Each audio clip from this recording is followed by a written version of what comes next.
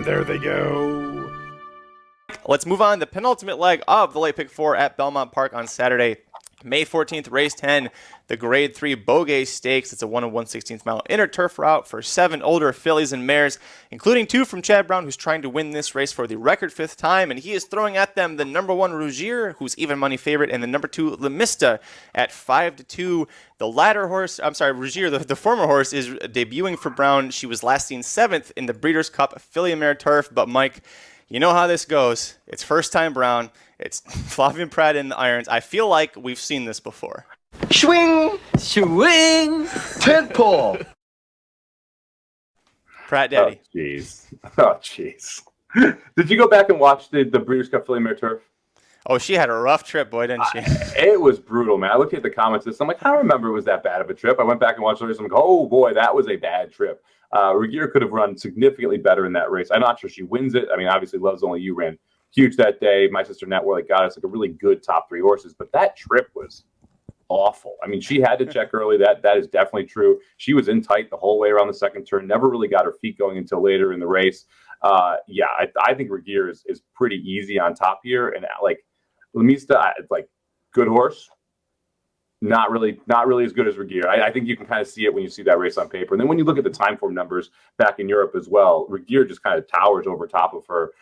It'll be interesting to see what type of trip we can get here. Again, there's not a ton of pace in this spot. So there's a little more than that first race in sequence, but not a lot. And so it'll be interesting to see where she comes from because she will be wanting in the back of the pack. So let me tell you a story. Peter Brandt at the Arcana sale last November, he goes up and he sees this brilliant-looking filly that's being sold as a racing prospect, and he goes, you know what? Here's multiple $1 million. I'm going to buy this horse, send her stateside to Chad Brown. We're going to go win a graded stakes race in America first out. Oh, her name's Speak of the Devil. Sorry. Okay, now he spends $3.4 million on Rougir with the same intention in mind, and now we're going to win the Beaugay Stakes literally a week later. Like, he spent almost $6 million between these 2 fillies to bring them over here for Chad Brown to train and keep winning races. My God, he's already talking about Rougir with like big plans for the whole year. I think this is as easy as Art said. Rougir, next.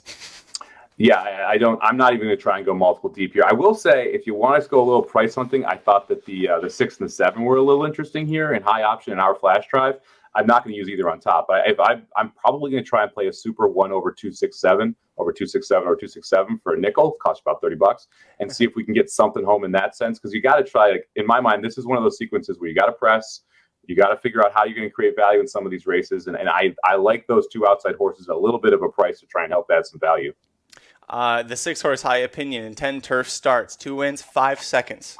I think that's a good horse, especially if you want to try and beat the Brown straight exacta instead of going 1-2. If you want to go like 1-6 or 1-6-2 for a trifecta or something like that, and just get that Brown in 3rd instead of 2nd, that'd be pretty great. This has been a presentation of RacingDudes.com, your destination for all things horse racing and sports betting. Whether you want free winners, expert insider picks, up-to-the-minute trackside weather reports, or podcasts and videos for bettors of all skill levels, never make another wager without visiting the Racing Dudes. First,